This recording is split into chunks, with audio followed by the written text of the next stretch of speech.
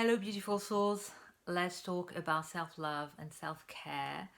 Let's talk about all the ways we can learn to take better care of ourselves, all the ways we can learn to be kinder to ourselves because we need it, because we deserve it, because it's the secret ingredient that will make a huge difference in everything we do. And a few days ago, I was talking with a friend who was really upset because she had bumped into her ex-husband who had treated her very badly. That's why she left him, and she hadn't seen him in a long time, and he wanted to apologize about the way he treated her. So she was really touched and impressed, and she said, okay, yeah, I forgive you. She had actually forgiven before. She had decided to move on, to not hold on to her grief and anger, and yet she was very pleased that he made the effort.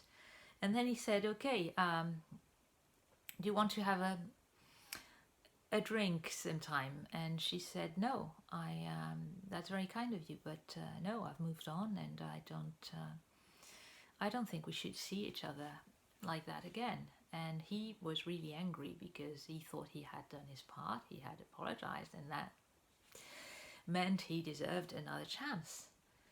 And so he said something nasty and left her. And so later she was telling me about it, and she said, do you think I was wrong? I said, no, because I think trusting your instinct, she just answered automatically, no, I don't want to see you again. I'm fine, I forgive you. I'm not holding on to my anger or anything like that, but I don't necessarily want you back in my life. There are two different things. Forgiving doesn't mean that you need to give someone another chance.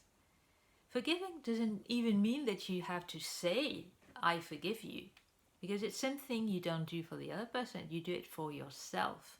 You do it because you don't want to carry that grief, that burden of anger, of resentment, of sadness. You don't want to keep thinking about that person all the time, because that's what you do when you hold on to your anger. That person is always on your mind, and that's heavy, that's dark, that's painful, and you don't want that. You don't need that. So you forgive in order to set yourself free. And then you might want to give someone another chance, but you don't have to. Forgiving doesn't mean that you allow people to hurt you again. Turning the other cheek doesn't mean, I don't think it means that you give the same person another chance. It means that you are not living from a place of anger and fear. It means that you are going to allow other people in your life. It's not because someone betrayed you that you're going to expect everyone else to be mean, to be bad. Turning the other cheek, I think, means that you set yourself free and you welcome people back in your life, but not necessarily that person. You have to trust your instinct. And in the case of that friend, she did that. She knew that what she wanted. She knew what felt right, what felt good.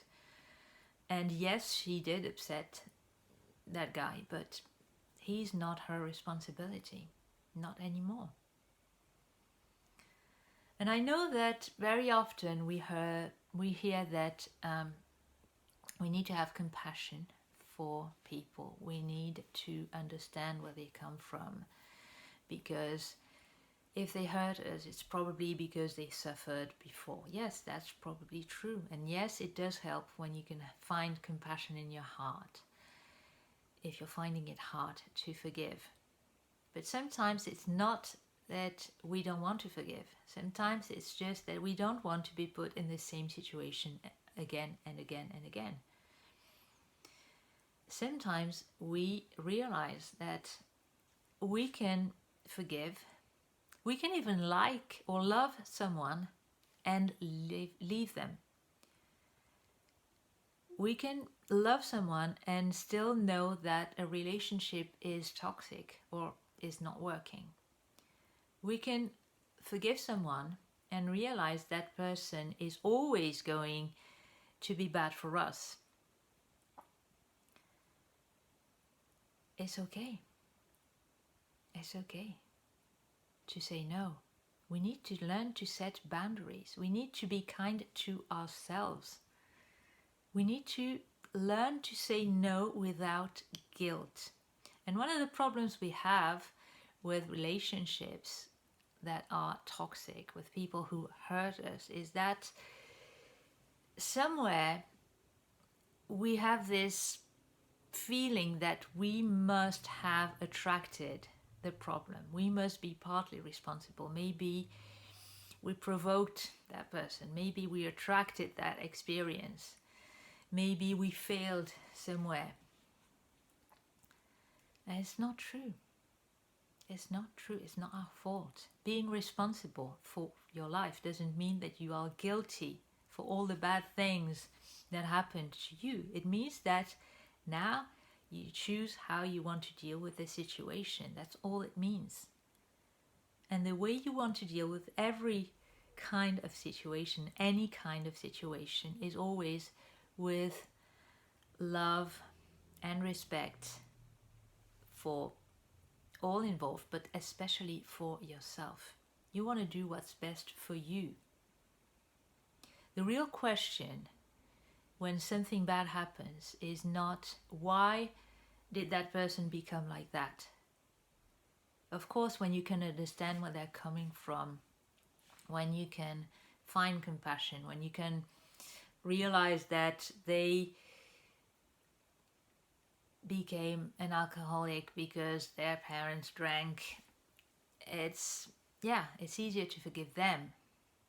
The real question you're asking yourself is not why did you become an alcoholic, it's why did I end up living with someone like that?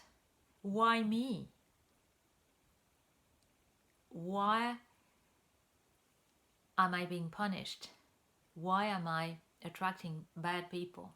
Why am I always getting hurt? That's the real question you're asking yourself. And is it my fault? Am I being punished for something? Am I paying for something I did in another life? Am I healing a wound, a karmic wound? And is that the reason the same people keep coming back in my life? The common denominator of all your problems, of all your relationships, is you. It's always about you. And the solution to all your problems is always the way you treat yourself. And usually the way you treat yourself will be the way you treat other people. The more love and respect and compassion you find for yourself, the more you will be able to give to everyone around you. But you need to heal first. And sometimes the best way to heal is to say goodbye and to leave the situation, the person that is hurting you. And it's fine. It's allowed.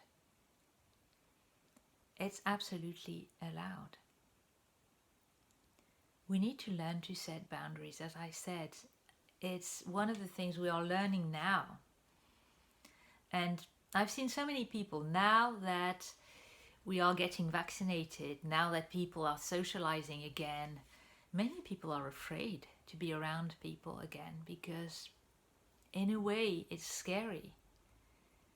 If you're a people pleaser, being around others, being unable to say no is the scariest thing that can happen to you. You need to think in terms of what works for you. Because usually what works for you is the best thing for everyone involved. Yes, someone might be upset because you said no. You can say no nicely. You don't have to be aggressive. You don't have to be angry. You can just say no without even finding an explanation. You don't need to justify everything. You need to be yourself, and you need to think of your own needs first and foremost, because you need to be the center of your own life. That's the only way you can find anything to give anyone else. Forgive yourself first. Don't blame yourself for what happened to you. Anything that's in the past, it's too late to change anyway. So instead of beating yourself up, just say, okay, from now on, this is how I want to live. This is who I want to be. And that's all. And that's all. You are allowed to just be yourself. You are allowed to be authentic, to be honest, even if people get upset. People are not your responsibility. People are not your problem. You can be yourself. So that's all for today, but stay tuned and take care.